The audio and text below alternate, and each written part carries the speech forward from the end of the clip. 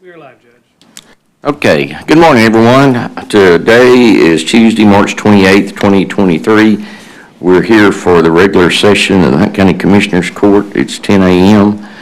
At this time, I'll call the meeting to order and ask Commissioner Martin to lead us in prayer, followed by the Pledge of Allegiance to our flags. Please stand.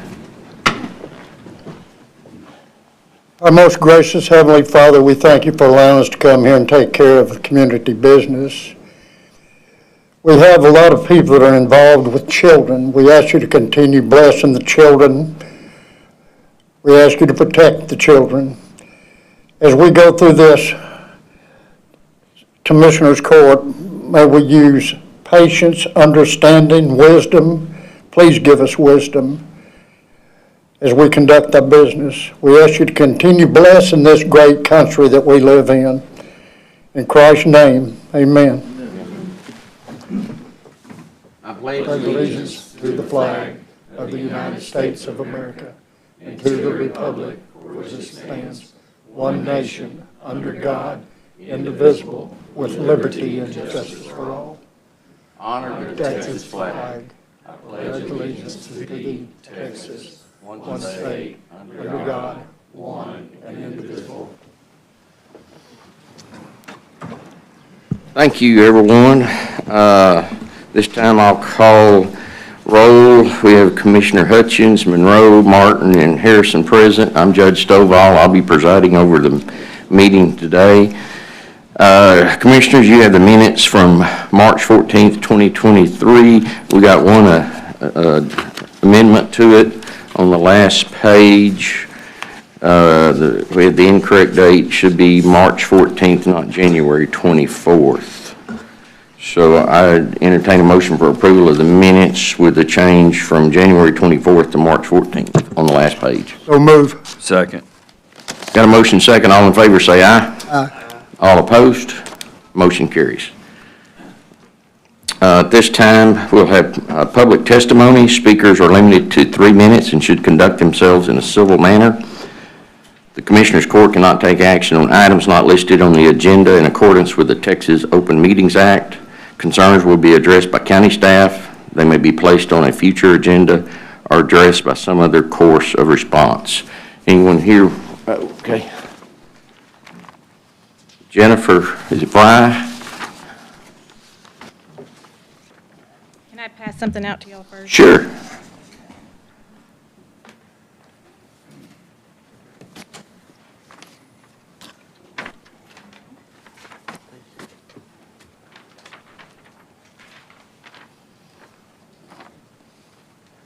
Thank you. Thank you.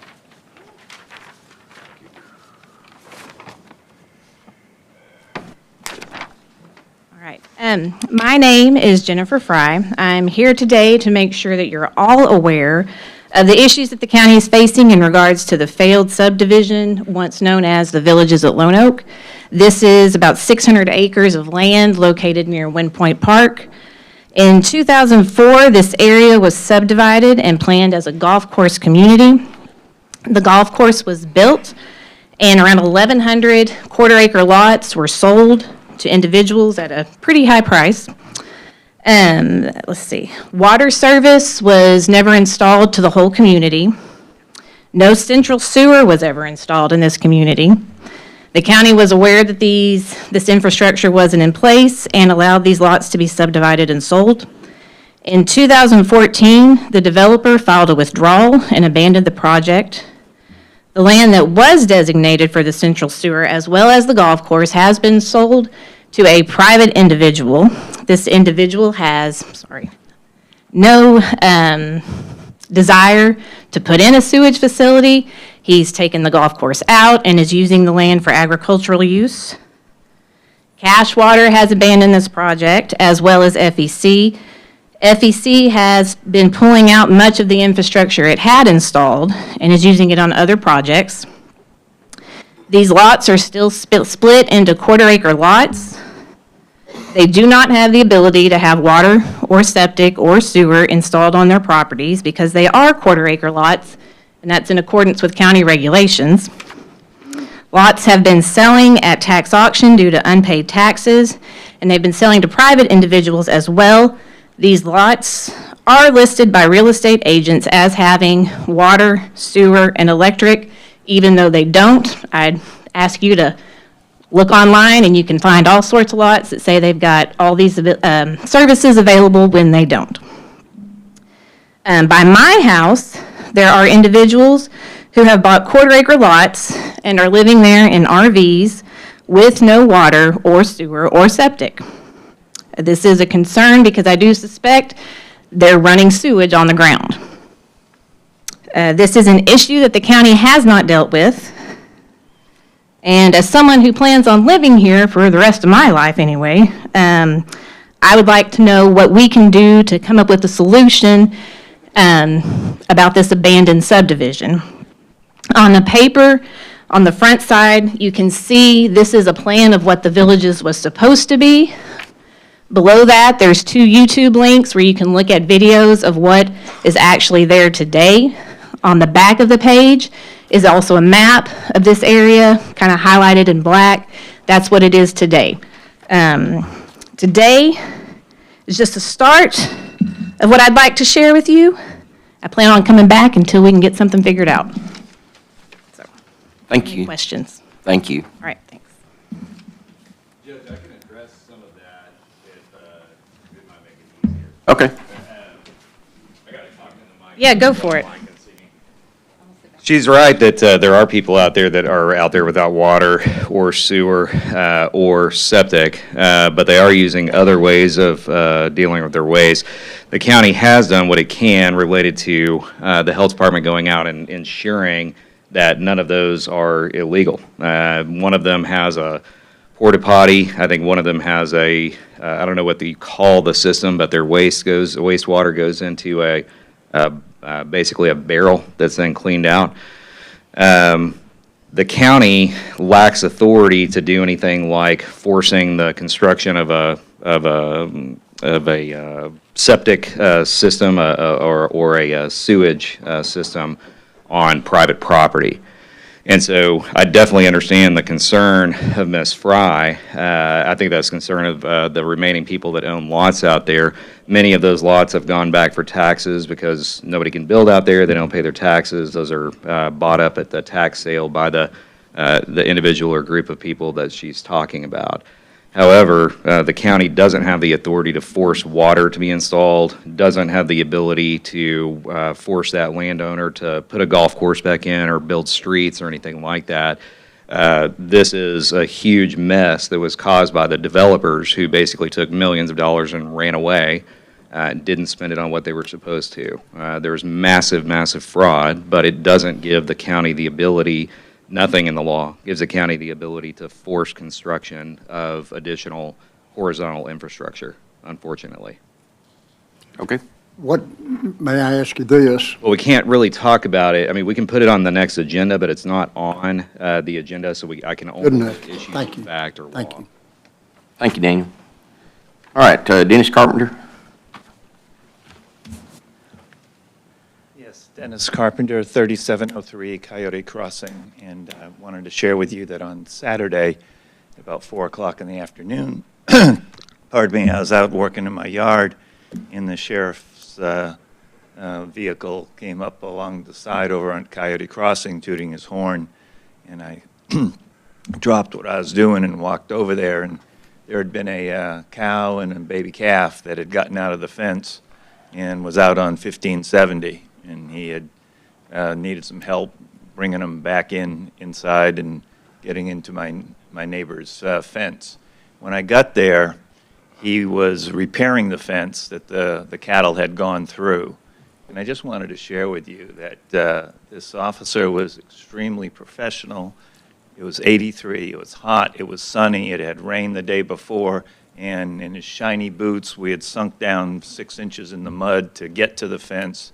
And he was taking his time, making sure that the fence was repaired, all 3 strands. And then as we left that area, we found another area about 40 yards away where they had broken through as well. And he took the time to repair that as well. And he thanked me for my help.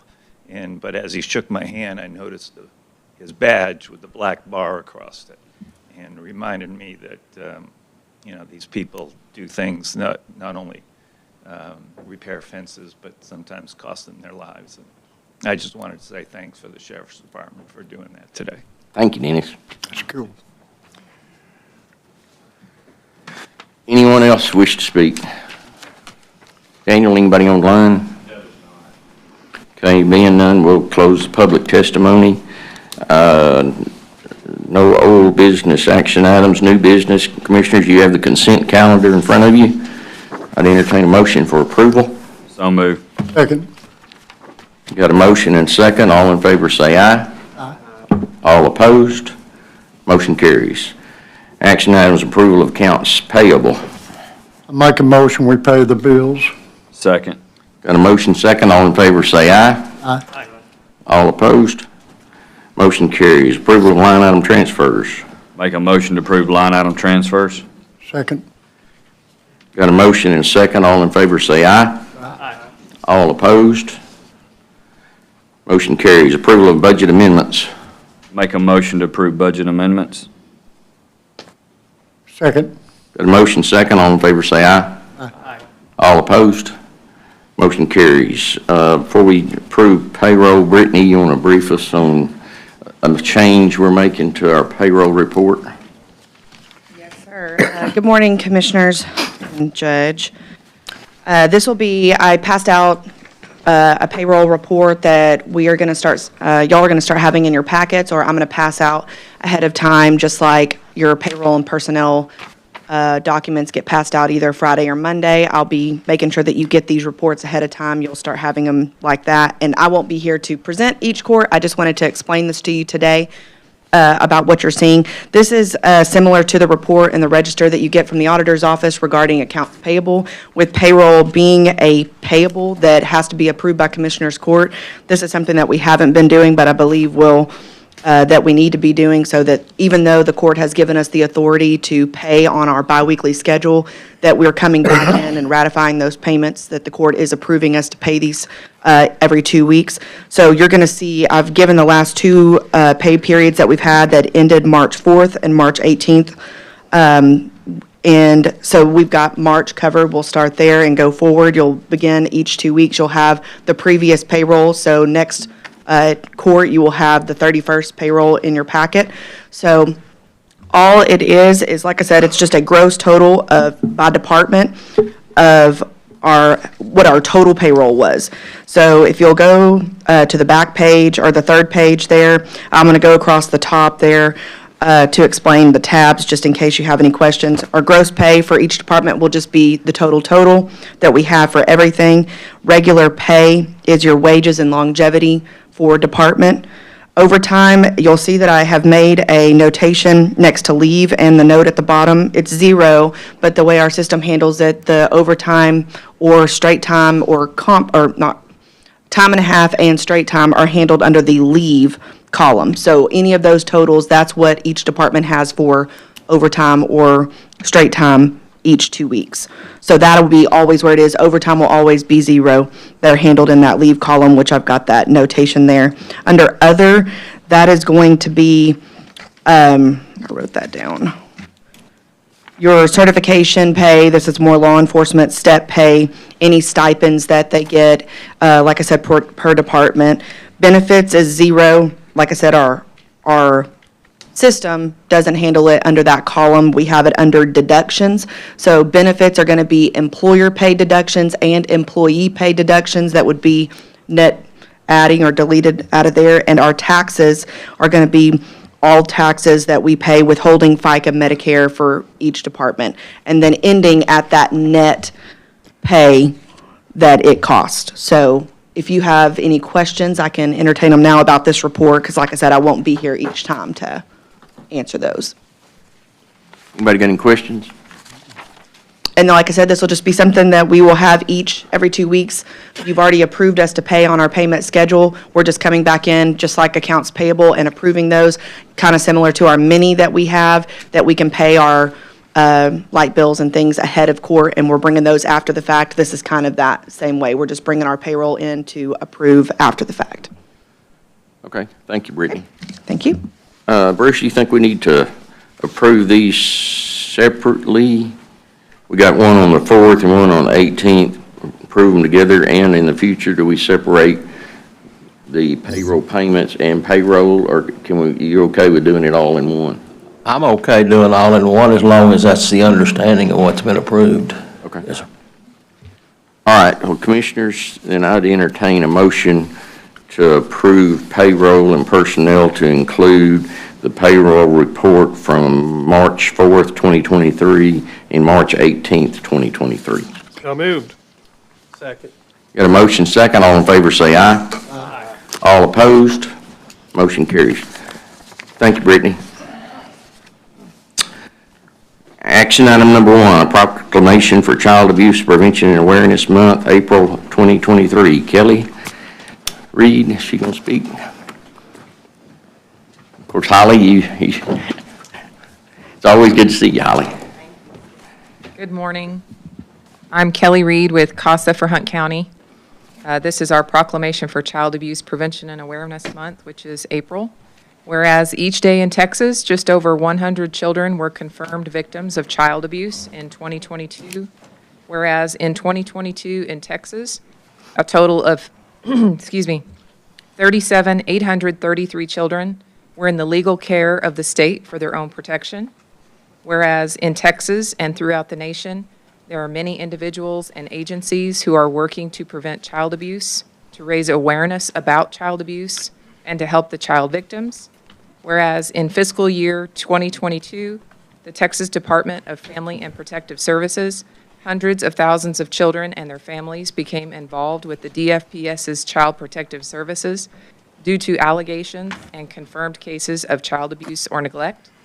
Whereas in Hunt County in 2022, Child Protective Services served 211 of the county's children who, by no fault of their own, were placed into the state's care due to alleged child abuse and/or neglect.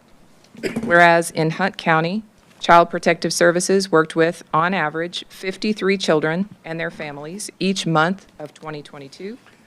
Whereas in 2022 in Texas, there were a total of 9,590 court-appointed special advocates, or CASA volunteers, who are assigned by the court to speak up for a child's best interest.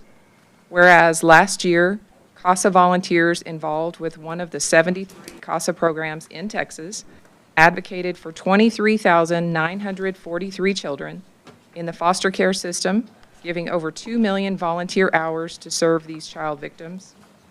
Whereas in Hunt County, CASA volunteers advocated for 177 children last year, serving 100% of the Hunt County children who were placed into the foster care system. Whereas CASA for Hunt County volunteers gave 16,813 hours and traveled 30,033 miles in order to serve the children in which they are appointed, saving Hunt County taxpayers about $265,000 with volunteer services. Whereas Children's Advocacy Center, CAC, is the front door for the child abuse investigation process to provide a collaborative response to children impacted by abuse. Last year in Texas, 70 children's advocacy centers across the state served more than 67,558 children each year, with 45% between ages of 6 and 12 years old. Whereas in 2022, approximately every 15 hours, there was a confirmed child sexual abuse case. Whereas 98% of the child victims knew their alleged perpetrator. Whereas every child through the CAC has a chance for their voice to be heard and the healing process to begin. And in Hunt County, CAC staff and volunteers served 737 children last year. Whereas child abuse and neglect is a serious problem affecting every segment of our community, and finding solutions requires input and action from everyone in our community.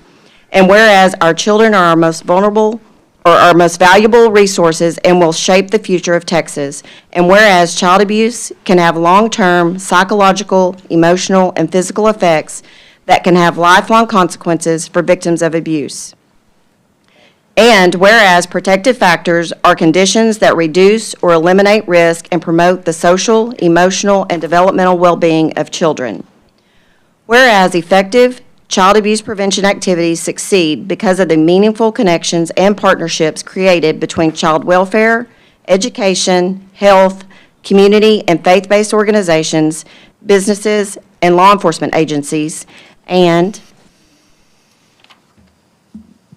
whereas communities must make every effort to promote programs and activities that benefit children and their families, whereas we acknowledge that we must work together as a community to increase awareness about child abuse and contribute to promote the social and emotional well-being of children and families in a safe, stable, nurturing environment, whereas prevention remains the best defense for our children and families, whereas the impact of abuse and neglect has long-term personal, economic, and social costs, therefore hurting Texas's future, whereas CASA for Hunt County Children's Advocacy Center, Hunt County's Child Protective Services, foster parents, teachers, counselors, attorneys, judges, and many others work to ensure that children in our community have the opportunity to grow up in safe, loving, permanent homes.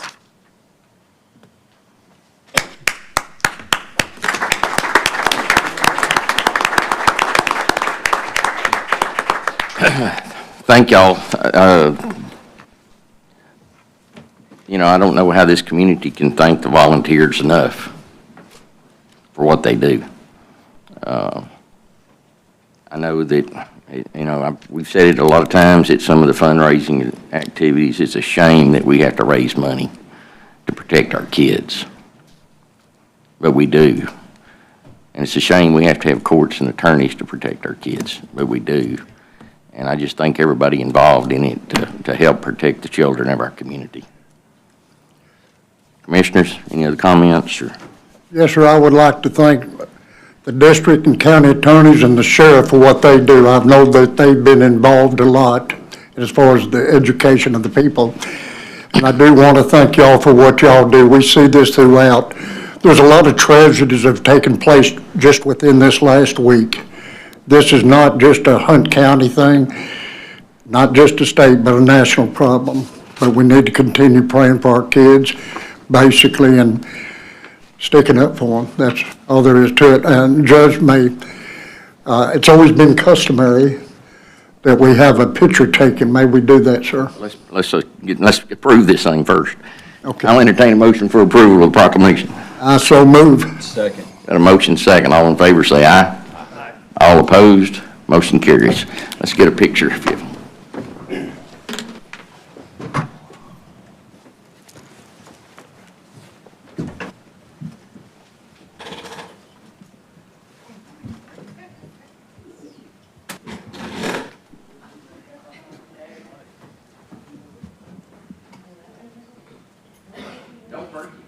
She already broke it.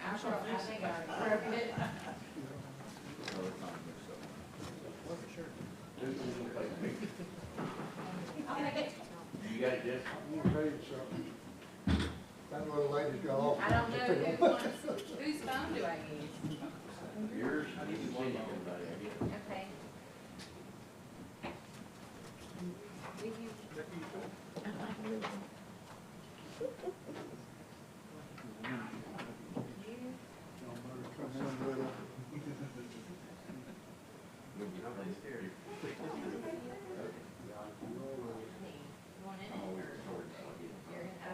I'm waiting to be back up.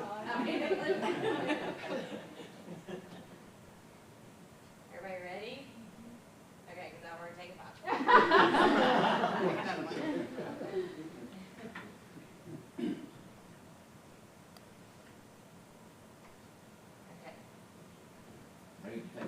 Three. There's nothing slow about that, lady. You what? Oh, okay, good.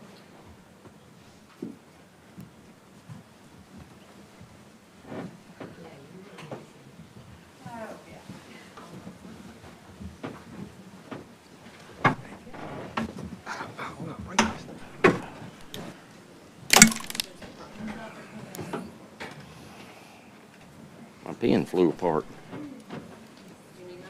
I got one.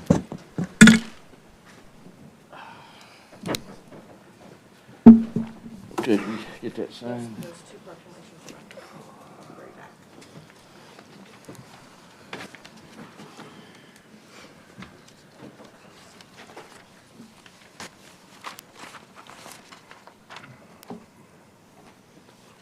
No color. There you go. Thank you. All right, action item number 2, a proclamation for fentanyl poisoning and awareness on April 14. Misty?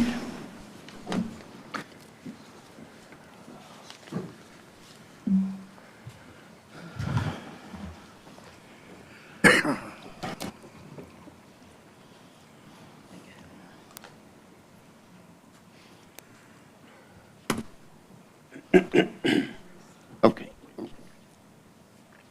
Got it. Got it.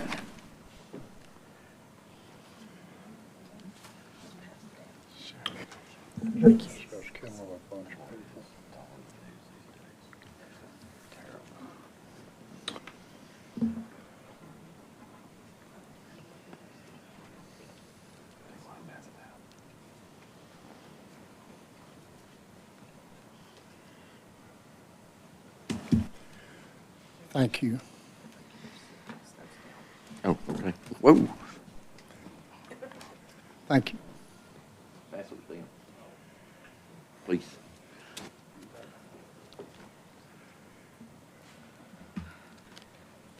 You'd think I'd get used to this. Let's hope we never do. Right. Good morning. I appreciate each and every one of you for your support the last 2 years. Last year, we had our first event where I believe close to 200 people attended. That's 200 people that learned about the dangers of this evil drug, fentanyl. It has been my heart's desire to reach every parent and every child of Hunt County and put at least 1 box of Narcan in every household. Last year, 100 doses were given out at our event. Throughout the year, I've given out about 100 more in our community. I believe that the Sheriff's Department is doing what they can to eliminate the dealers in this county, but we need more from our police departments and our cities to be more proactive in fighting this war. But education and awareness, that is our goal. Our kids need to be educated. Most kids tell themselves, it is just a pill. It won't hurt me because it was prescribed to someone. It can't kill me. Hunt County suffered 8 more deaths, 2 that were 18 years or younger in 2022. I know of 3 this year that are believed to be fentanyl related. According to the governor's office, 1,700 Texans died from February 2021 to February 2022. I believe that number is low, not accurate, since we don't report to the CDC, so there is no way to get an accurate account. The Border Patrol along the Texas-Mexico border seized 107 pounds of fentanyl in 2019. In 2022, they seized 692 pounds. That is 647% increase. Fentanyl remains the single deadliest drug threat our state and nation has ever encountered, killing 4 Texans and 300 Americans every day. With all of that being said, 3FP's mission to continue to fight, to continue in this fight, to educate our citizens. Last year, we raised $7,595 by selling T-shirts. That money was used to print parent information cards, age-appropriate handouts like the one I gave you, that were given at the Hunt County Fair, the Quinlan Schools, service organizations that I was asked to speak at. I attended the National Lost Voices of Fentanyl rally in Washington, D.C., where over 600 parents gathered together to ask for more awareness in our country, and even educating myself by attending the DEA Family Summit in Coppell in November, and on April the 6th of this year, I will be going to Austin to attend the One Pill Can Kill Summit hosted by the governor. I also want to thank the Sheriff Terry Jones for his effort to help get the high-intensity drug trafficking area OD mapping system implemented in our county just this past week. This will be a great asset in hopefully tracking overdoses, poisonings, getting help for the individuals that were saved by Narcan, and will help law enforcement track the persons responsible for peddling this poison. With all this being said, we are having our second annual Don't Shy Away, It's Not a Little Problem fentanyl awareness event in memory of my daughter Cheyenne on her angel anniversary, April 14th, on the courthouse steps, and we are asking that you dedicate that day to her and to our cause. Thank you. Thank you. Sheriff, you got anything you want to say? Well, Misty's took the bull by the horns, as I say. I was there the night with her daughter, and she vowed to do something, and she has done it. I've watched her travel, and I can't even talk about everything she's done. But I am going to say this. This right here, I've researched it, and, everybody goes, oh, what if it's not fentanyl, and you give it, and this and that. It's not going to hurt nobody. That's right. What we're getting into, and I'm going to say this, and I'm going to say it bold and loud. I've got schools that says, oh, well, the liability, our nurses, we could, something went wrong. I understand liability. Has anybody seen the jail? Yeah, I understand liability. If you want to sue me, or I get a chance to save a life, go get you an attorney.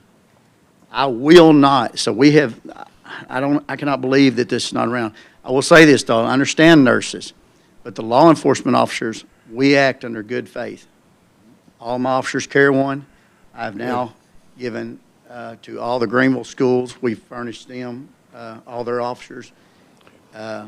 Reaching out to Cattle Mills, give it to their officers. We are going to supply this with anybody that will take it. And we encourage, please, because like I said, if a child goes down, give it to them. It's not going to, we just need to save lives. We got a massive thing going on, and everybody does not understand it. We had a cartel member that they interviewed that said, y'all are killing people in Texas, and it was exactly what was said. It is acceptable to kill Americans. And how much worse does that get? I just want to say, like I said, I can't say enough about Misty in there, and I appreciate everything she does, but we need to pay attention to this. Bad. Thank you, Sheriff. Thank you. And I do want to say, this is not only my fight. My mother has been my number one supporter in all of this. She likes to stay behind the scenes, but if it wasn't for her and her dedication, mailing out T-shirts, paying for T-shirts, having things printed, updating our information for this coming event, because now it's not 4 out of 10, it's 6 out of 10 pills are lethal. And she's just been a great asset to me and to this cause. Thank you. May I ask a question, Reverend Snowcar? Has there been a shortage here recently? Is there a shortage of Narcan?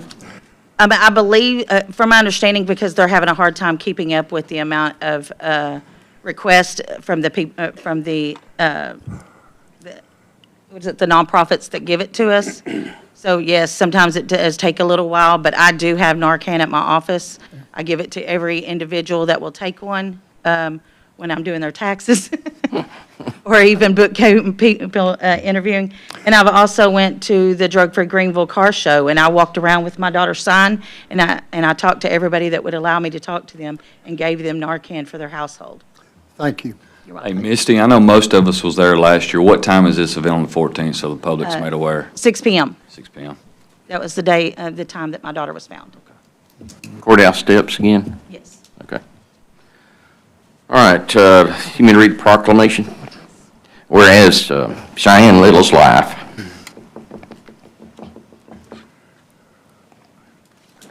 was tragically taken April 14th, 2021. Her death is first publicly known fentanyl poisoning death in Hunt County. And whereas in order to honor their daughter's legacy, Cheyenne's family has created WeAre3FP.org, fiercely fighting fentanyl poisoning to bring awareness to the deadly effects of fentanyl poisoning. Whereas opening the eyes of our community to this deadly drug may prevent one death. in hopes of keeping parents and loved ones from experiencing the same deep grief and pain that Cheyenne's death will not be in vain. And whereas, encourage all citizens to help spread the message that fentanyl poisoning is coming after our children, and it is up to us to do our due diligence to expose its lethal dangers. Now therefore, we, the Commissioners Court of Hunt County, Texas, do hereby proclaim April 14th, 2023 is Fentanyl Poisoning Awareness Day. Don't shy away, it's not a little problem. Fentanyl poisoning is Awareness Day. Thank you, Misty. Commissioner, entertain a motion for approval. So moved. Second. Got a motion second. All in favor say aye. Aye. All opposed? Motion carries.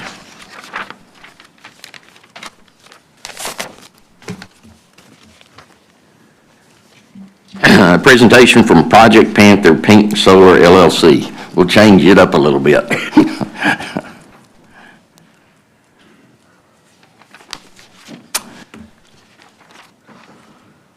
So is he doing a laptop? So I gotta go back to laptop? Yeah. I just, hopefully I can figure out how to do this.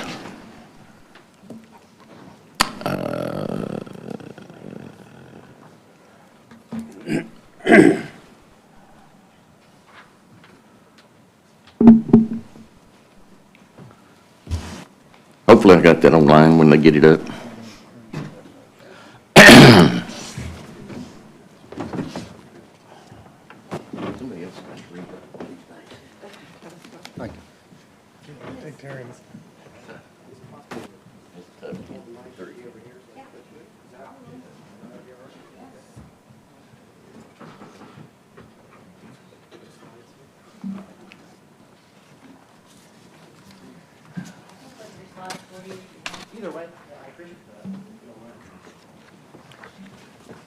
Is that online? It is online.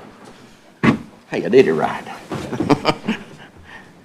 Well, thank you so much, Judge, Commissioners, for having Project Panther here today. My name is Jose Becerra with Kroll LLC. We are a global site selection and incentive advisory firm. I work out of the Austin, Texas office, and my background is I've spent the last 25 years in economic development working for chambers of commerce around the state, in Austin, also in Houston. So I have a background in working on economic development projects specific to the energy sector, oil and gas, traditional energy, also renewable energy as well, and also advanced manufacturing and other types of projects. And we're greatly appreciative of the opportunity to present the project to you today and answer any questions that you might have. Before I begin the presentation, I want to mention that Michael Hughes, who is the development manager with General Solar, is here today joining us. So Michael is happy to answer any questions as well. And I say, Commissioner Hutchins, good to see you as well. We had an opportunity to brief you early on in the process. So we'll just move straight forward, Judge, if that's okay with you. And please let me know if I need to speed it up, but I just want to make sure I present as many details as we can here. That's faster than I thought, but that's all right. There we go. So first and foremost, Project Panther is being developed by a global energy company. The global parent company is called Eurowind, based out of Denmark, headquartered in Denmark. The U.S. subsidiary General Solar is operating and developing projects across the United States, especially in the Texas market. The specific project that we're looking at for Hunt County is referred to as Pink Solar LLC. It's common in the industry to develop a legal entity around each individual project and site location that's being considered. But first and foremost, Eurowind and General Solar has tremendous experience in developing renewable energy projects all across the world, and especially in Texas and the Texas market and within ERCOT. The company is extremely well capitalized, extremely talented project managers, developers, engineers, et cetera. They're a very great company to work with. We've been very fortunate to have a chance to work with this company. They were established in 2006 in Denmark. They played a significant role in bringing diversity in the energy markets across the world, especially in green or clean energy. Currently in the United States, a pipeline is just under 3 gigawatts of power that they're currently developing. It's roughly an even split between wind and solar projects. Globally, Eurowind has a pipeline of about 27 gigawatts, 27,000 megawatts of power. So very well accomplished, great track record. You can see the bulk of their project development activity has been in Europe, Poland, Denmark, Romania, but the United States is number 4 and growing quickly. So very strong market opportunity for this company. We'll move on to the next slide. So first and foremost, General Solar has identified an opportunity to provide additional power generation resources to Texas and the ERCOT market.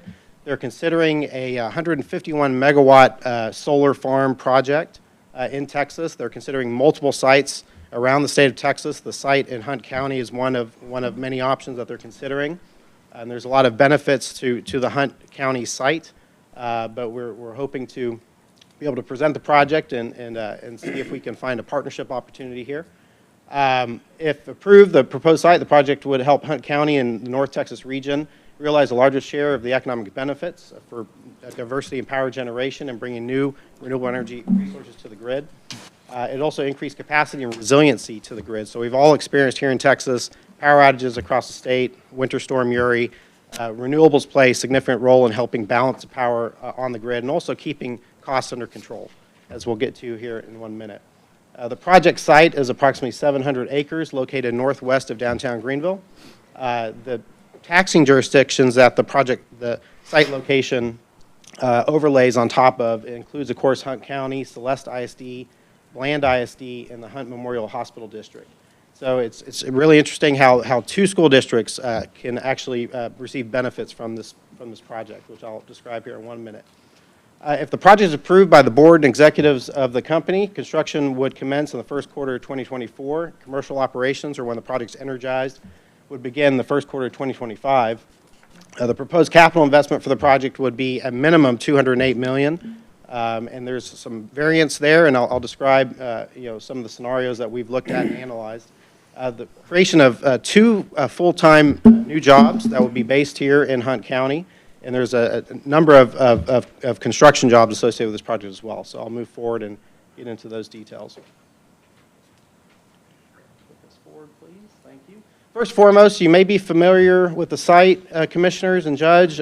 We've discussed it previously, but essentially this is northwest of downtown Greenville, just west of US 69, south of FM 2194, approximately 700 acres at this site location, just for a reference. And next slide, please. And of course, the timeline we've discussed, the capital investment minimum about $207.5 million. Temporary construction jobs is really interesting on this project. This project will take about 18 months to construct, so we're anticipating a minimum of 50 construction jobs, potentially more, for this project. So that's significant economic impact to the city, county, and region. And then 2 full-time jobs, which the company is committed to paying the prevailing county average wage or higher for those 2 net new jobs. Oh, you go back 1, please. Thank you. So for the minimum investment scenario, we've modeled some of the tax liabilities associated with this project. We've broken this down into kind of 2 sets of years associated with the project. First is years 1 through 7, and the second set is years 8 through 30. The economic life of this asset is a 30-year asset. It's designed to operate at max capacity for 30 years. The reason we've broken down to years 1 through 7 and years 8 through 30 is because the way the projects are financed and the investors that will be supporting this project are really interested in the first 7 years. What kind of tax liability, what kind of risks are associated with the project in the first 7 years? That's really what we're trying to help the company model, analyze, and try to offset in terms of the tax liability. So without any incentive agreements in place, Hunt County would stand to receive approximately $3.3 million in property tax revenues over the first 7 years of the project, and about $2.7 million over the remaining years of the project, years 8 through 30. Hunt Memorial Hospital District would receive about $2 million, first 7 years, about $2 million the last part of the project. And then Bland ISD and Celeste ISD, they would actually split the school property taxes 67%, 33%. So about 67% of the project site falls within Celeste ISD, and 33% of the project site falls within Bland ISD. So that's essentially how the school property taxes are divided amongst the school districts. So the school districts would receive about $12.1 million first 7 years, and about $12.4 million the last part of the project. As you may be aware, the school districts in Texas currently don't have an economic development tool available to them known as Chapter 313. That program expired this past December. Texas legislature is debating on whether to renew that program or not, but as of now, the only taxing entity that we have the ability to approach is Hunt County for this project. This project falls outside the city of Greenville, so that's the reason that we've come to you today to present this opportunity. Sure. Can you Absolutely. not approach Hunt Memorial? I'm sorry? Does this include Hunt Memorial or not? Yes, Hunt Memorial Hospital District. Okay, They don't usually give them, Philip. okay. Right. Yeah, and so we are not familiar whether Hunt Memorial could do a tax incentive agreement or not. So we have not approached the hospital district, but our understanding is they haven't done an agreement like this in the past, and we certainly want to be cognizant of that. Thank you. Thank you. So because of the way the project team and the investor and the financing is structured for this project, we've done analysis on the tax liability for the project, and we want to recommend to the court for consideration a 50% ad valorem property tax rebate or abatement. It depends on whether we use a 312 or a 381 structure for the agreement, but for a 7-year term. And it's really tied back to how the project is financed and the return for the investors on this project. If that were to go forward, Hunt County over the first 7 years would receive $1.8 million in property tax revenue from the project, but then the remaining back half of the project, years 8 through 30, would receive 100% of the property tax owed, which is $2.9 million for the last portion of the project life.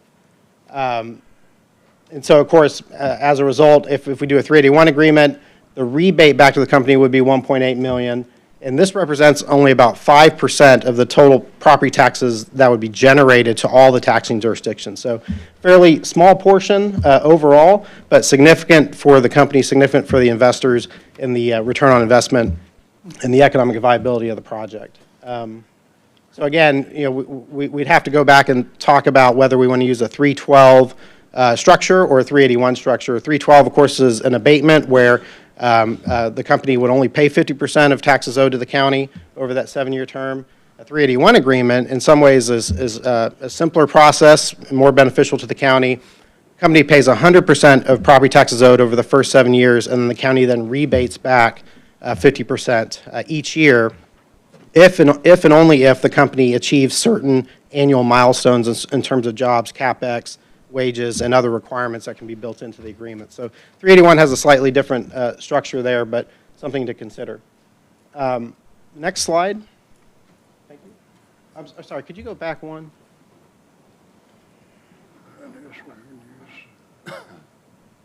So one thing, I think we clicked through too fast because both slides look so similar. If you can go back one more. Okay.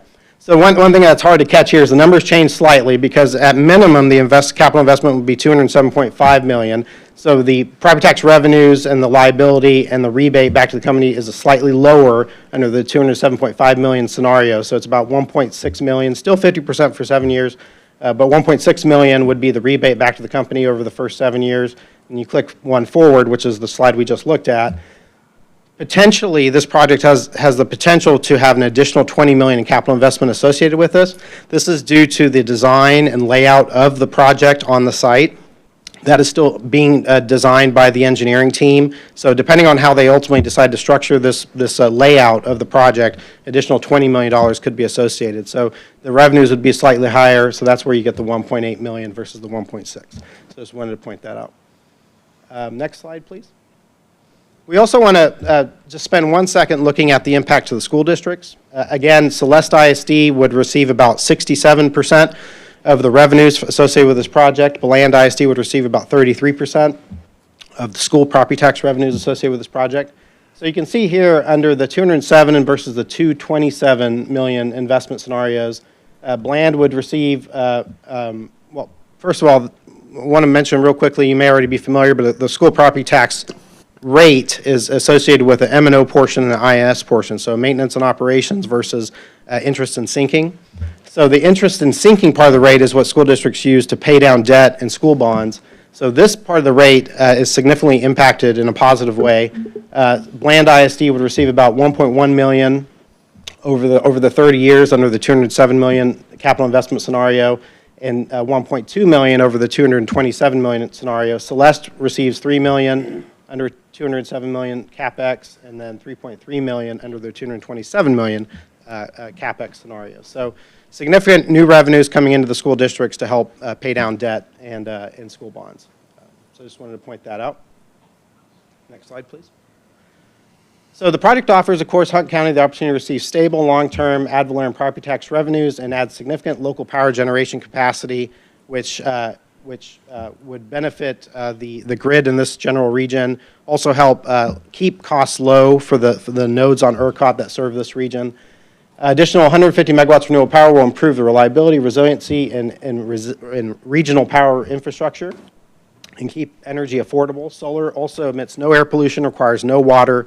There's no variable fuel costs associated with this. So this would not be a infrastructure or utilities burden for the region.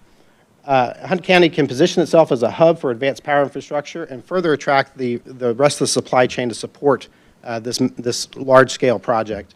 In addition, what I've seen, especially around the state in the Houston region, Central Texas region, is when you have diversity of power generation resources, you have the ability to attract new advanced manufacturing operations who are looking for diversity of power generation, reliability of the grid, and also low-cost, reliable power. And so what you see in Houston, and my work the last several years has been on working with the oil and gas industry, refineries, LNG terminals, petrochemical plants, on utilizing renewable energy to make sure that their infrastructures and their facilities are de-risked, and also where they can also guarantee a stable utility bill for those facilities. And so it's a really critical piece to economic development where you're not just looking at site locations and workforce, you're also looking at the reliability and resiliency of the infrastructure. Next slide, please. So the project and Hunt County could partner on community engagement initiatives. One opportunity with large-scale projects such as this is the ability to create a visitor center around it for local school kids to go tour the site, to learn how these projects are constructed, how they're run, how they're operated. And I think that we've seen this across the state as well with some of our renewable energy clients where the city, the county, and the school districts will partner together in bringing buses of school kids out to the site to really learn about how this technology works, and also to really get young kids excited about careers in this space from a maintenance, construction, project management standpoint. There's a lot of great jobs associated with this renewable energy sector. Again, the 50-plus temporary construction jobs, not so temporary when you're talking about 18 months, potentially longer. And these also add significant economic impact to the region. There's also additional property tax and sales and use tax revenues generated for taxing jurisdictions over the life of the project, which is 30 years. And, of course, diversity of power infrastructure as well. So one interesting thing is the site does have some constraints associated with it. There's a U.S. Army Corps Waters of the U.S. portion of the site, about 25 acres. So the compactness of this project is quite unique. Sometimes you see projects of this size being located on thousands of acres. They're really packing this into 700 acres, and it's really due to the technology, the design, the engineering that's gone into it. So because of the compactness, that does add additional costs associated with this type of project. So that's one reason why, on a per megawatt basis, the CapEx is higher than what you typically see when you have more land available. Next slide. And the company is, again, very accomplished and familiar with developing these projects. They have already done a full interconnection study with the TMPA. The project would connect to the nearest substation, which is the Pruitt substation. They're working with TMPA on the generation tie power line to that substation. Because of the lead time associated with ordering equipment, the company has already secured the transformers and the inverters required. This is a really key part of the development process, is making sure that you have the supply chain locked in. Again, this is a competitive opportunity, so there are sites all over Texas they're considering. These transformers, inverters could end up at a different site location if that's the direction the company chooses to go, but we're hoping to be able to partner with Hunt County to bring this investment here. And they also understand the permitting process and how to make sure that the project is following all the local laws, regulations, and ordinances. And so they also know how to piece together large parcels of land. So the 700 acres is already secured, which is very important. And again, I mentioned the U.S. U.S. Army Corps and the Waters of the U.S. component to this site. So about 25 acres is not really a usable portion of the site. And so that portion, they'll work with the U.S. Army Corps of Engineers on making the accommodations for road access. So given the importance of offsetting the tax liability associated with this project, it's important for the pro formas and the economics of the project and how they structure the financing with their investors. Being able to partner with Hunt County on a tax offset, tax liability incentive agreement is really critical. Going back to my earlier point, because it's located outside the city of Greenville, Chapter 313 for school districts is not currently available. Hunt County is really our only option to negotiate some type of offset and to ease the burden of the tax liability. But even with the tax incentive agreement in place, there's tremendous property tax revenues generated for all taxing jurisdictions over the life of the project, which is 30 years. So I think that's my last slide there. I know that was a little long-winded, but I want to be sure to kind of describe at a high level all the parameters of the project, the work that the Kroll team is doing to really analyze the property tax revenues, the liabilities, the offsets available, and also working with the judge and the commissioners and the county attorney on structuring an agreement that is fair and works for both parties and is really a partnership long-term. So with that, I'll conclude my comments, and I'll be happy to answer any questions. And of course, Michael Hughes is here as well if we have any direct questions for the company. Commissioners, you have any questions? What's the percentage or amount that you're trying to seek, or are you trying to seek from the federal government?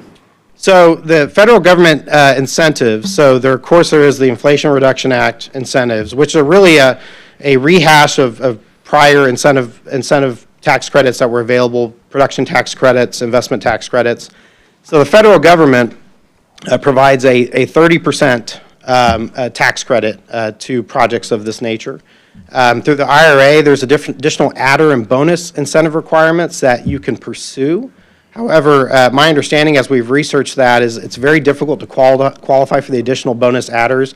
You have to locate in certain jurisdictions that are socioeconomically disadvantaged. The labor force requirements and the apprenticeship requirements really burdensome, a lot of strings attached. So it's not a guarantee that you will receive the federal tax credits for this project. It's not just because you're building a large-scale solar or wind or battery energy storage projects is not a guarantee. You do have to adhere to the federal guidelines, and there's a tremendous number Above the 30%. 30% is available, right? Anything above that is what you're talking about. Above the 30%. Yes. So the 30% has always been available. Right. Yeah. That has not changed. So it's 50 from us is what you're seeking, and 30 from the federal government. That's right. 50% of the cutting of the taxes on ad valorem, am I correct? For 7 years, but Yes, for 7 years. is it not true that after 10 years, it's frozen at 20% of, 20%, yes. from then on, it costs, 20% of whatever the cost is? That's right. So it floors out at 20% for years 8 through 30. Yeah. And with the cost of panels, I believe, are going down, I understand, the cost of it's all getting cheaper. Well, we'll see. So, with new tariffs that are in place for sourcing panels overseas, that adds to additional costs. Also, if you do source what's called domestic content, if you do find a U.S. manufacturer of solar panels, that generally has anywhere from 15% to 20% increase in price tag. Also, the equipment, the inverters, the transformers. It's all very expensive equipment. We have seen over the last 15 years or so, cost of panels have come down. That's really because the bulk of manufacturing for panels have shifted to Asia and Southeast Asia. However, more and more developers now today are trying to source domestically and trying to use U.S.-made products in their projects. But history shows that they're going down, so every year they're appraised at the cost for panels at the year it's being taxed, if I understand it correctly. So not only would we be giving up something there, we could be also giving up value because of the price going down. Well, and also the other thing to think about is as panels age and as equipment ages, equipment will be replaced. And so the appraised value will be at that point in time. If there's new equipment installed, appraisal value could actually go up at any point. Well, our understanding from our chief appraiser told us that every year, it's appraised based on new cost of that time. So it doesn't matter if it's replacement, if you're getting it replaced, or if it's older, it's set in stone that it's a depreciated schedule over 10 years, and it's based on that current year's cost of remanufacturing and reinstalling that project. So if we're throwing the dice that not only are we giving up potential tax dollars, we're giving up a depreciation asset potentially that costs continue to go down. Well, so cost of the actual physical equipment could be going down over time, but the cost of supply chain, the cost of labor, cost of manufacturing has been going up. And so that also could offset the decline in cost of the equipment. But we don't know. Yeah. And have you, excuse me, let me finish, Philip. And have you checked with our schools to see what impact? Because my understanding is both these school districts are underfunded and receive quite a bit of funding from the state. So all this tax dollars is just going to offset money they're currently getting. It's not really helping them. It's just replacing instead of, and in fact, long-term, it could hurt them because it could get them over the threshold and they might have to start giving up money. So as of the meeting this morning, so we have heard through some of our conversations with Hunt County Commissioners, staff, that our understanding is Celeste ISD has looked at it and they feel there will be no negative impact. It will only be positive, new revenues generated. We have not heard back from Bland ISD as of this time. One thing I will emphasize, as I showed on the slide, is the INS portion of the rate. Those revenues will continue to increase and be available to the school district to pay down debt and bonds over the life of the project, which is 30 years. The M&O portion, Judge, which I think is what you're referring to, is subject to the funding formula that the state of Texas imposes on schools, and that's really controlled by the comptroller's office. So that's an area that we don't really have purview, and we don't. We want to make sure we understand both sides of those issues. So. Yeah, I mean, they did say that there'd be no negative immediate fiscal impact, but that's not what the overall of what they said. They said that this would eat up about half of the distance between their current valuations and the valuations that would require the switch from a poor district to a not poor district. And so, dollar for dollar, all that, the millions of dollars that were on that chart, at least Bland ISD, Celeste ISD, and almost certainly Bland as well, they're not going to see any actual dollar increase in the amount collected under current law. So what, with the INS, is that not subject to the state's money coming in, or I don't know how school funding works, so. I don't know the answer to that. So the INS portion of the rate is not subject to recapture. Say that again. Any school district in the state keeps 100% of their INS revenues. Say that. And they don't get any additional money from the state for INS? No. What the revenues that you have available for INS come from local taxing, your local taxing jurisdiction, and the taxable value that's available to you. And that is not something that the state can recapture. Only the M&O portion of the rate it could be subject to recapture. Okay. All right, Philip. But the state can cut their funding in actuality if they were making so much money, am I correct? So the state, the comptroller's office would apply the school funding formula to the school district, and they would determine, based on it's a very complicated algorithm that they use, and I don't understand it, but they would determine whether the school district has what they call excess funds. And so the excess funds, they would only remove the M&O portion of the excess funds and say that portion is subject to recapture. But again, that's a formula that I don't understand how it works, quite frankly. That'd be kind of like Social Security, wouldn't it? Sounds like it. Am I correct? It was in here, but it didn't say, it said local, possibly output used locally. What percent of the output that y'all are thinking of would be used possibly local? What percent, or do you have it? For you, but this is interconnected with TMPA. Michael's been working more on the interconnection process, so I'll let Michael. Good morning, Judge and Commissioners. My name is Mike Hughes. Thank you for giving us your time this morning. So the interconnect agreement is with Texas Municipal Power Authority, and it's distributed through a nodal system, so there's no way to actually say what percent would go locally. But I mean, that's how it goes out to the grid through Texas Municipal Power Authority. So we can't say there's an exact percentage that goes locally. They're the grid operators. Right, I understand. Service operator, the Yeah. ISO. Also, could we, this presentation that you're giving, can we get paperwork on it? Absolutely. I Yes, could- we'll share Thank you. this with Appreciate it. in the judge's office, and we'll get that out. Anybody else got a question? Yeah, y'all just briefly touched on it, but it was not clear for me, looking into this a little bit more, how there would be an immediate benefit to the community on the power transmission side.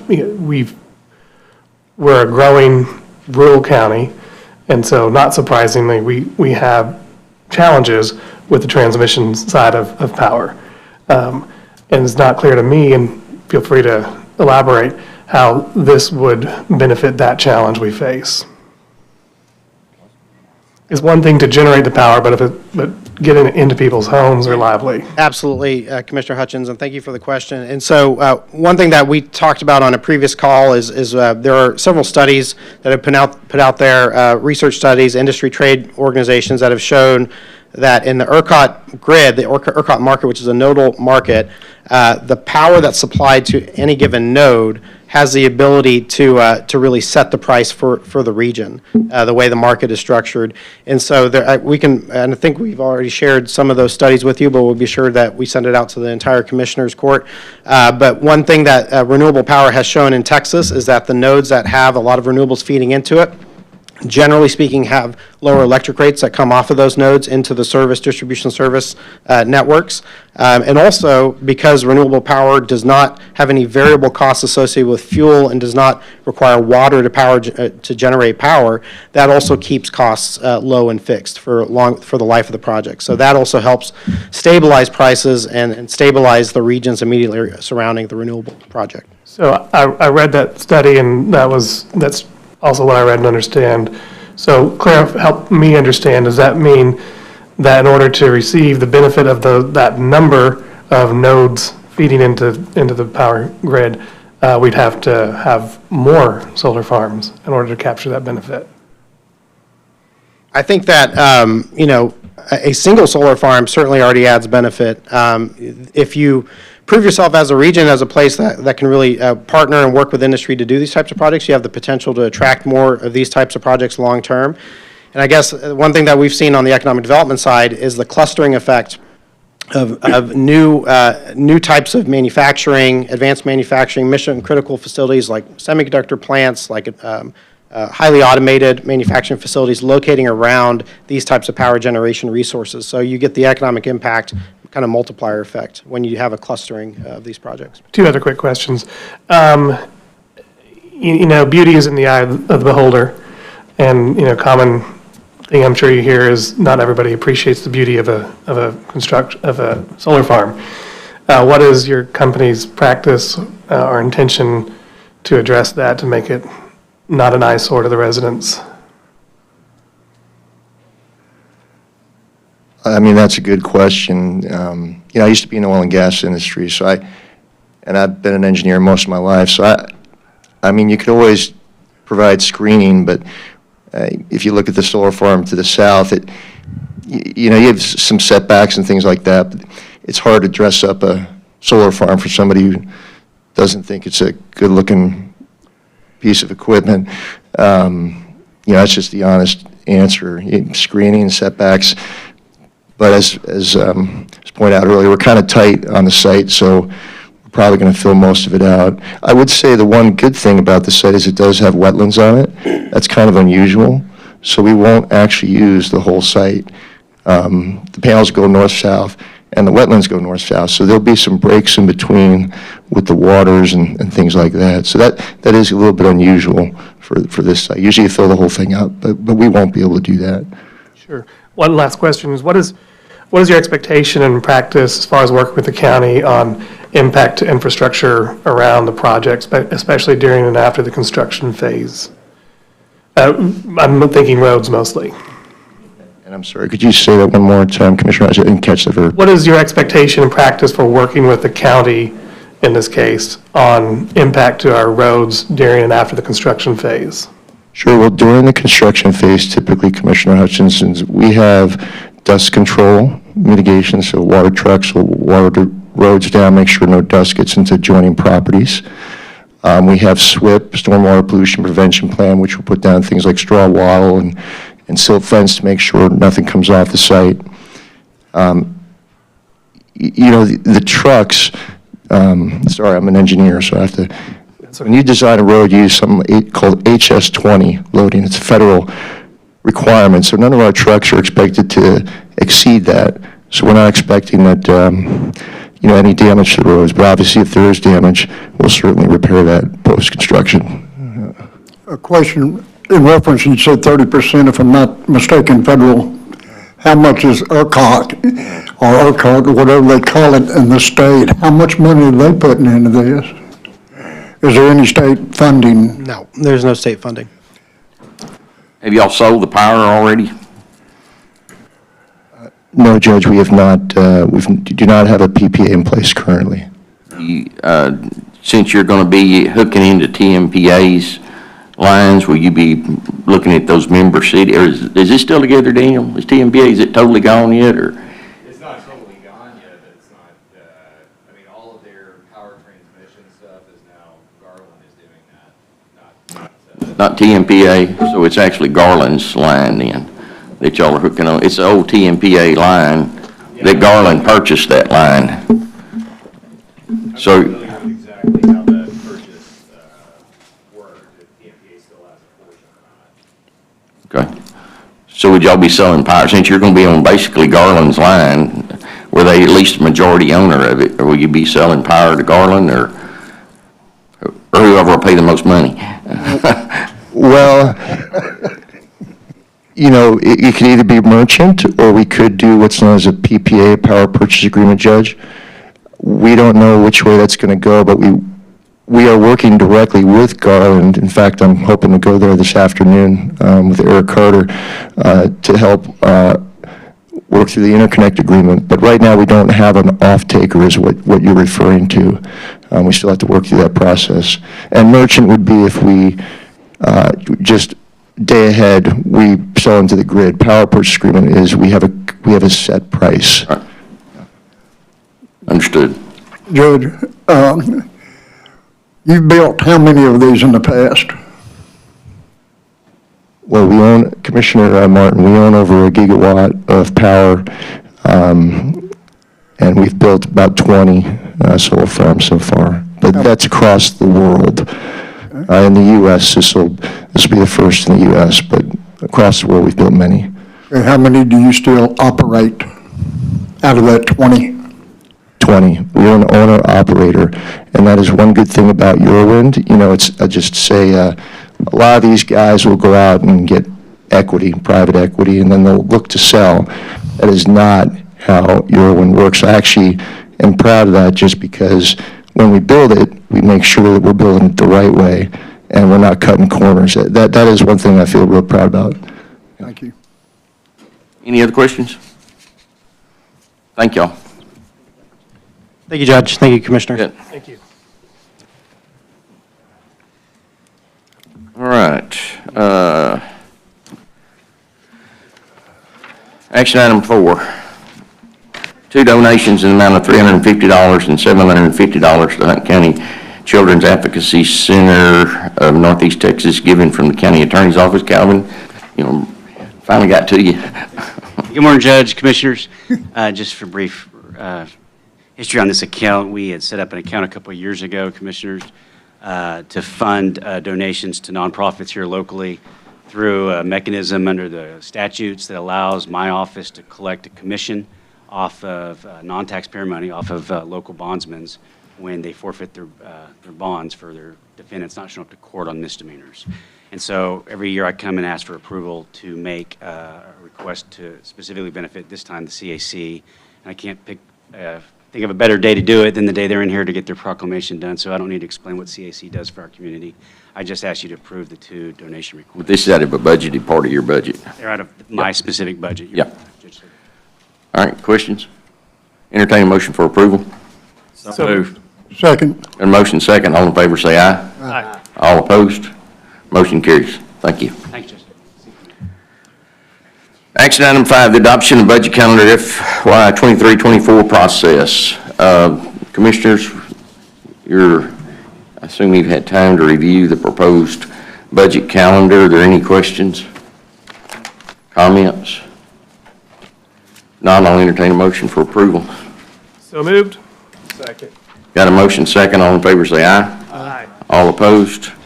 Motion carries. Action item number 6, the approval of the 2023 Hunt County Historical Commission appointments as follows: Carol Taylor, John Armstrongs, Andrew Baker, John Bird, Joe Carroll Johnson, Roy Smiley, Bobby Stovall, Joseph McGowan, Doug Shamati, Benita Zavit, not sure how to pronounce her name, Savant, I think maybe, Susan Lanning, Reggie Lofton, Clay Woods, Judy Woods, Reverend B.K. Thomas, Sparky Sasick, Mark Coker, Thorey Shelton, and Jessica Sims. Entertain a motion for approval of these commissioners. So moved. Second. Get a motion second, all in favor say aye. All opposed? Motion carries. Action item 7. After a public hearing and discussion, consider approval of services agreement amendment to the August 26, 2022 system purchase agreement between L3 Harris and Hunt County for the Hunt County Public Safety Radio System. Daniel, you want to brief us?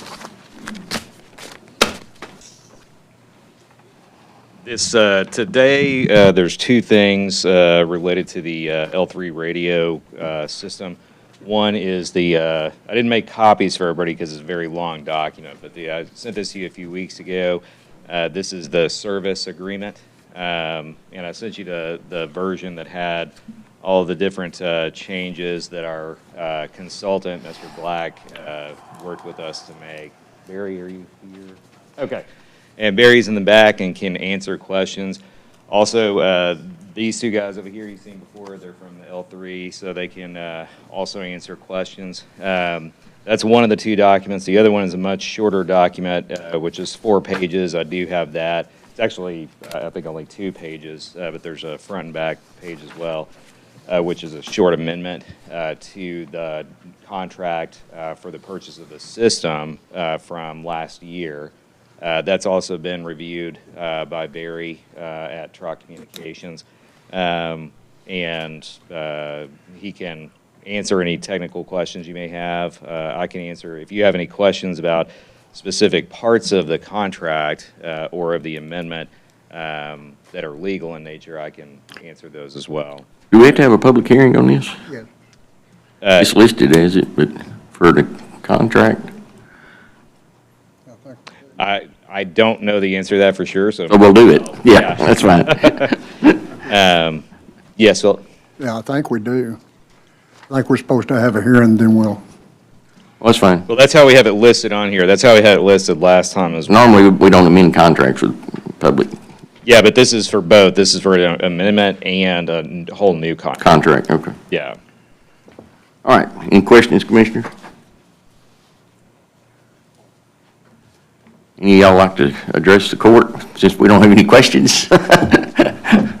You came all this way, you might as well say something. Thank you for having me. I'm Barry Black with Troc Communications Group. We're the radio consultant for the county on this new radio system.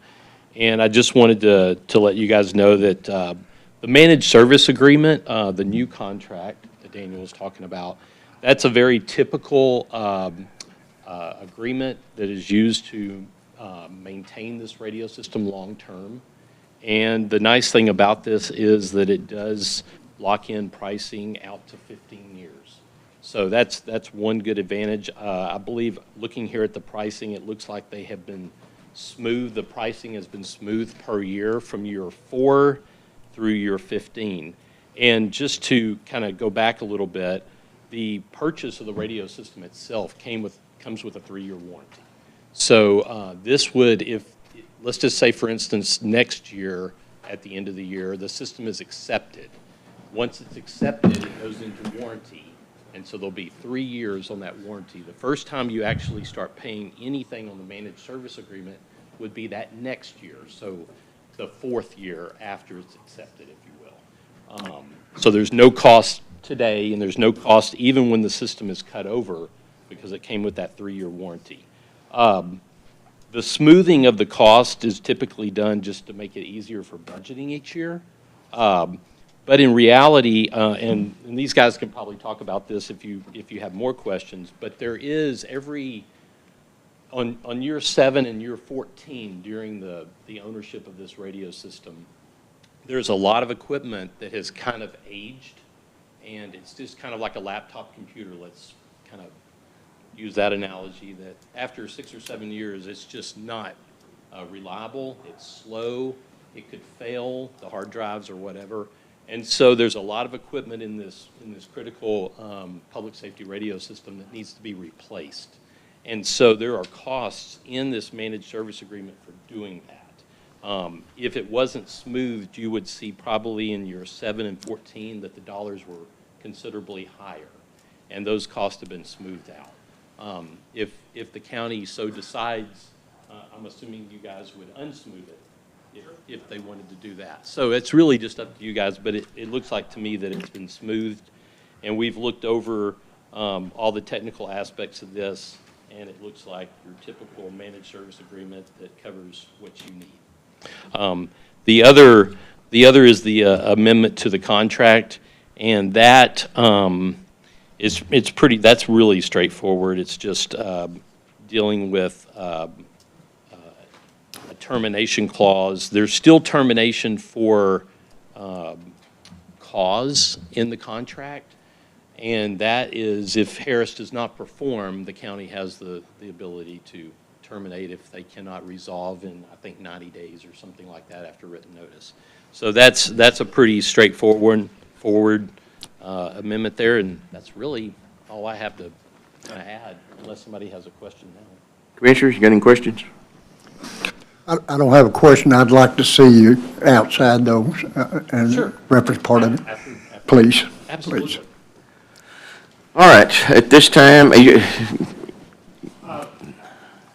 don't want to cut you short if you want to. No, you're fine. Thank you, Judge, Commissioners. Nice to see you all again. And I would just like to say that we've gotten into the point where we're going to start building this thing out, and L3 Harris really looks forward to this partnership and this development with the county, and also with the neighboring 4 counties. So we'll have quite the system set up for your law enforcement, your fire departments, your first responders in the community. So we've nailed the sites down, which was a process in itself.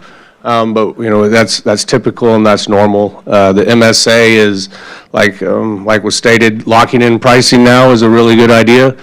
Since we've given you this pricing over a year ago, our team came back and said, hey, inflation's happened, we want to go up, and it was like, no, we're going to give them an opportunity first. So that's really the biggest thing is you lock it in, you lock in the 15 years, and I will say that the replacement of the equipment is primarily a lot of Cisco switches and routers. So the hardware that needs to be replaced isn't something that we can control. We use what's known as COTS, which is commercial off-the-shelf equipment, but we still are subject to, you know, the routers and switches manufacturers. But like I said, this is very, very standard. Typically, the MSA is signed as around the same time, if not at the same time as a system purchase agreement. But we're going to honor the pricing that we gave you, almost a year ago, maybe now. Not quite that long.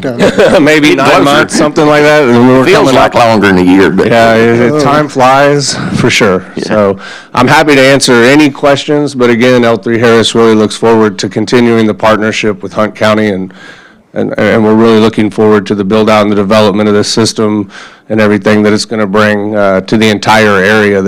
It's a regional system with the other 4 counties that are going to be coming on. Right. Will Van Zant be coming on about the same time we? Are they a little ahead of us? No, well, Oh, really? Okay. The race has begun. Yeah. Well, it's not a race, I'm just curious. No, well, I mean, we're within line, right? I mean, we'll all be coming, the next step that we'll be doing is we'll be putting together a meeting with all the 5 counties to talk about how we want to do the talk group development within the radio programming. So that will be the next step, because we'll have all 5 counties having the ability to utilize each other's systems and the things that we talked about during the original system purchase agreement discussions. I want to thank you, and I know the sheriff's office this partnership will mean a bunch as far as communication. They needed it yesterday. Yeah, I was It needed going to say, we heard about it yesterday from the man behind you, so he's excited to get this going. That's what Before you start, Terry, hang on just a second. So the public knows the 5 counties are Hunt, Van Zant, Rockwall, Kaufman, and Henderson? Henderson, that's right. And Henderson, okay. Kaufman had a car chase coming from their county, and it was amazing, and I'm going to compliment. We got to looking, and they was talking back and forth to their dispatch from Quinlan, Texas, on a standoff with their body mic. That is, we can't do that with our cars. And so we are definitely, and it's an officer safety deal. But Absolutely. Definitely, and we're excited about it, but, you know, the only thing they need to do is do it like yesterday. All right, thank you. We good? Yes, sir. Thank you. Thanks. All right, at this time, I'll open for public comments, public hearing. Anybody wish to speak about this, for or against it? Being none, I'll close the public hearing. Commissioner, entertain a motion for approval. So move. Second. Got a motion second. All in favor, say aye. Aye. All opposed? Motion carries. Action item number 8, a letter of agreement between Hunt County, Texas A&M University, and Cereal Crops Research Incorporation. Commissioners, you have this agreement in your packet. We are already under this agreement. This is the money that we contribute to Texas A&M University to fund part of a salaried position for crop research, and it's also the Cereal Crop Research Incorporated is a not-for-profit, I believe, and they also contribute money, which is made up mostly of our local farmers, and they do research on crops to get them the best yields that they can get. So we've been involved in this for multiple years, and we're just renewing this agreement. So I'd entertain a motion for approval. So move. Second. Got a motion second. All in favor, say aye. Aye. All opposed? Motion carries. Action number 9, proposal from J. Reynolds, a Takata American Company, LLC, commercial roofing and waterproofing for the roofing repairs at the Hunt County Justice Center. Proposals total about $61,091 per TIPS contract number 211001, funding from building repair and maintenance, 2801 Stewart Jail, with the appropriate account number 10-641-1800-2261. Commissioner, you got any questions? We got some bad roof leaks is what we got. So I entertain a motion for approval. So moved. Second. Got a motion second. All in favor, say aye. Aye. All opposed? Motion carries. Action item number 10, upgrade of approximately 2,400 feet of ideal circle from rock to oil sand, precinct 3, county's expense. Make a motion that we allow this construction to be done. Second. Got a motion second. All in favor, say aye. Aye. All opposed? Motion carries. Action item number 11, precinct 3, road inventory revisions, correction letters, no upgrades. See attached. Philip Martin. I make a motion that we allow this variance. Okay, this is on that private road. No. On 11. We did something with this. Oh, I'm last sorry. week, I too. make It's a different motion that one. we allow this inventory revisions to take place. Second. Got a motion second. All in favor, say aye. Aye. All opposed? Motion carries. Action item number 12, a variance for road upgrade on private road 3844 due to the proposed Lot 2 and Lot 2 plat, a 2-lot plat in precinct 3. I'll get it out. Ryan, would you come up and talk about this? You and I have had deep discussions in reference to this. We've been here before, in actuality. Just last time. Yes.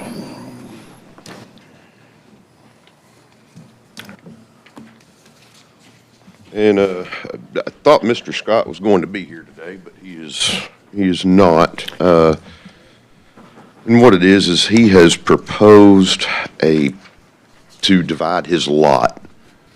Per the subdivision regulations, the roads have to be brought up to county spec. And if anybody's familiar with Private Road 3844, this is down around the last frontier, Westlake Acres, down off 751. It is not anywhere near county spec. It's in pretty bad shape. It's a rock road with a lot of potholes and a lot of drainage issues and the like. So currently they get it off of Highway 34, is that what the road is? Off 751. 751, okay. It's not labeled, I didn't know where that was. Yeah, it's right off 751 down across from the big Twaukene Trades Days down there. Okay.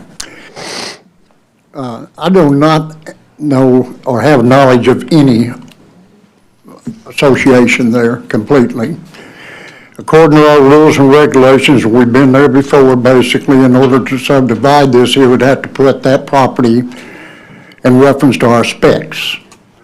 The thing about it, he has that much more prior to getting there that is like that. Basically, it's my opinion that he wants a variance. The only way that would allow him, or I would allow him to do it, is if he were to get that property, even though it's not a county-maintained road, up to our specs. That's the way the subdivision rules read. We're not giving variances on this. We got enough private roads with big problems, we don't need to make more traffic on them, so. Big problems. All right. Philip, you said there's about an equal distance between 751 and the property is that they would be required to upgrade in front of the property? No. No, it's, he's probably got about 1,500 feet of road from 751. He may have more than 1,500 feet from 751 to his property. Are they able, I'm just looking at this map here, I'm just wondering, are they able or interested in accessing off of the FM road? He doesn't have. They don't have frontage. FM road. They don't have frontage, okay. Not enough. It appears that he has frontage by the deeds, and I actually spoke with the surveyor about it and got a detail of that area. He does not own access to 751, even though his driveway comes in off 751, where his house is currently. He doesn't own the property there. Okay. Be advised, in the past, a lot of this property has been divided back there without the knowledge of the county. Years and years. For years and years, and like I said, I'm not going to allow variance in reference to our rules and regulations. All right, so I entertain a motion for approval.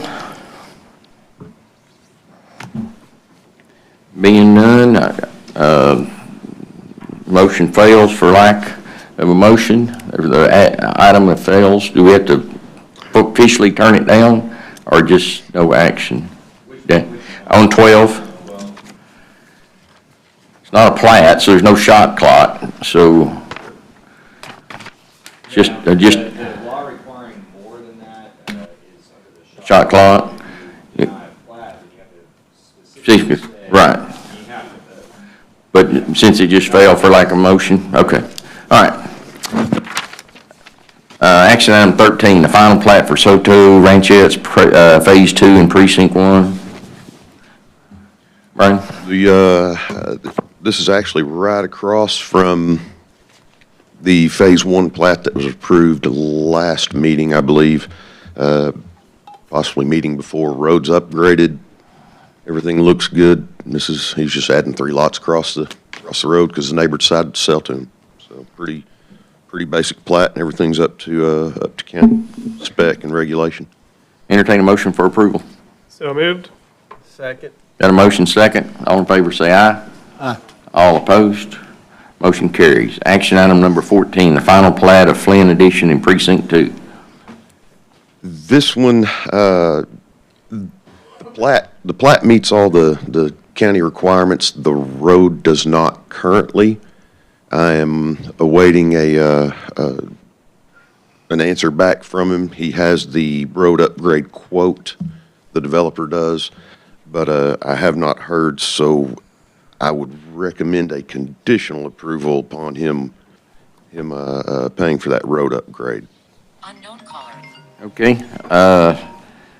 David, you had any conversation with, it's your precinct, wasn't it? Yes, sir. I would make a conditional,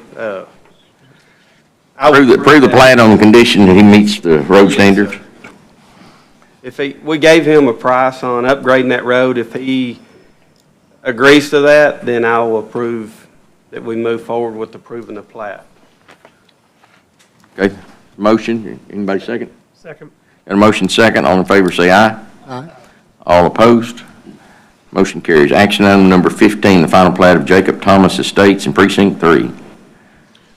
And this one, Brittany, did they ever come in and pay the escrow on this one? This would be from Gretchen. I don't think they did. She did yesterday, last week.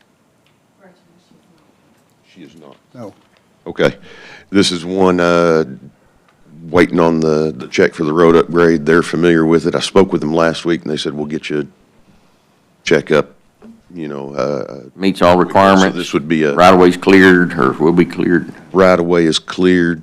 I think the road's just going to be widened a little bit. I believe it's already, surface is okay. It just needs to be widened a little bit. Judge, it'll have to be widened in reference to it. So I would recommend a conditional when upon receipt of the escrow check. All right, entertain a motion for approval with the condition that they put up the escrow money for widening of the road. So move. Second. Got a motion second, all in favor say aye. Aye. All opposed? Motion carries. Thank you, Brian. We were at the shot clock limit on them. That's why they're here without the escrow having been paid. Good, thank you, Brian. All right, action item 16, acceptance of high bids received on resale properties as follows.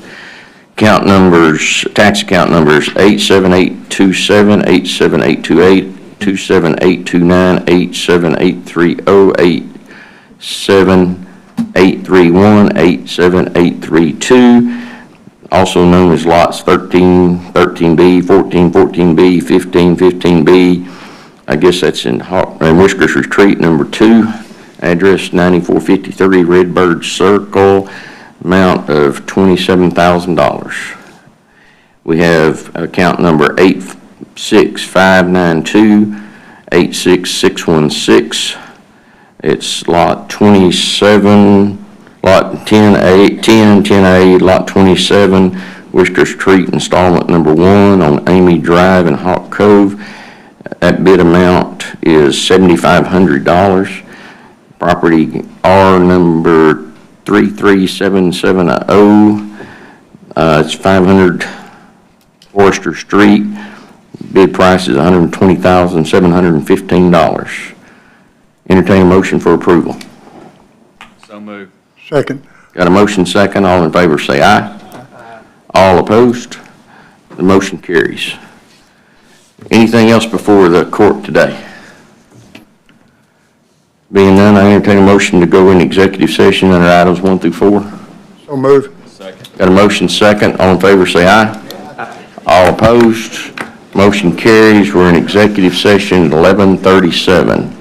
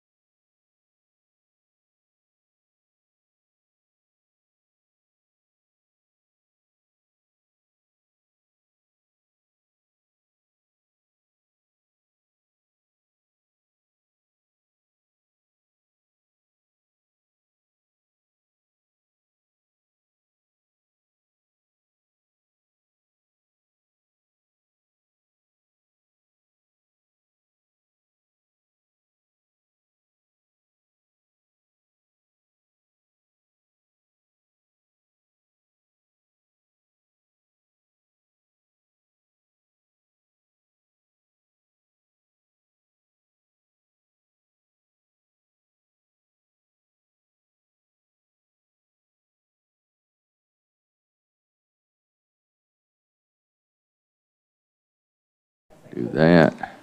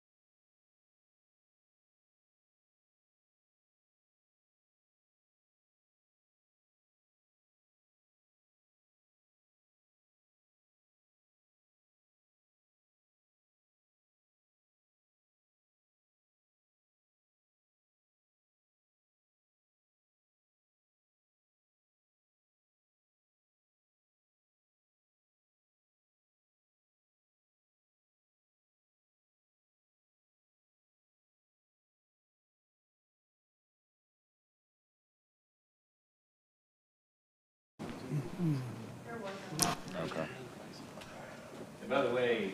We're up. We are up? Yes. Okay. All right, it's 12:55, we're back in regular session. Commissioners, I'd make a motion that we approve the lease with, is it State of Texas or Health and Human Services?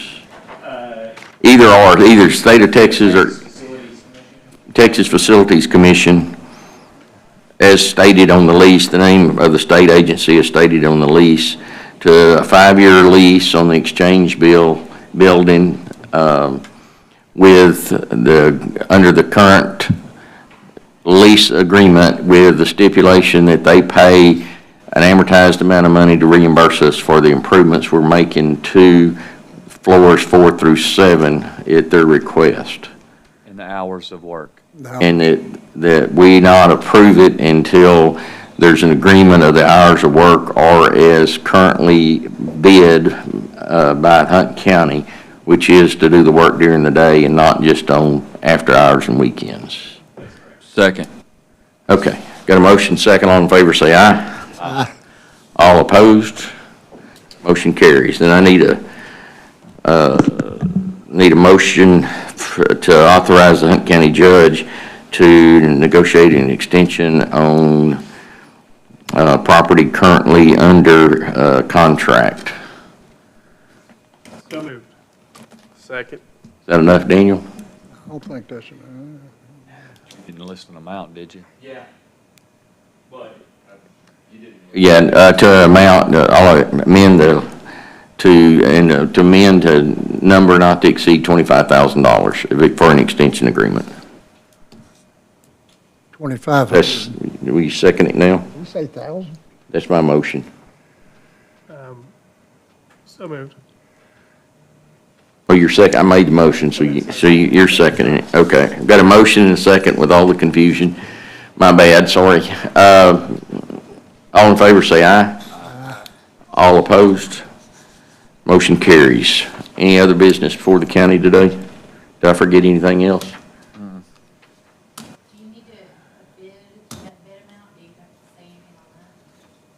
For the work? For the Exchange building?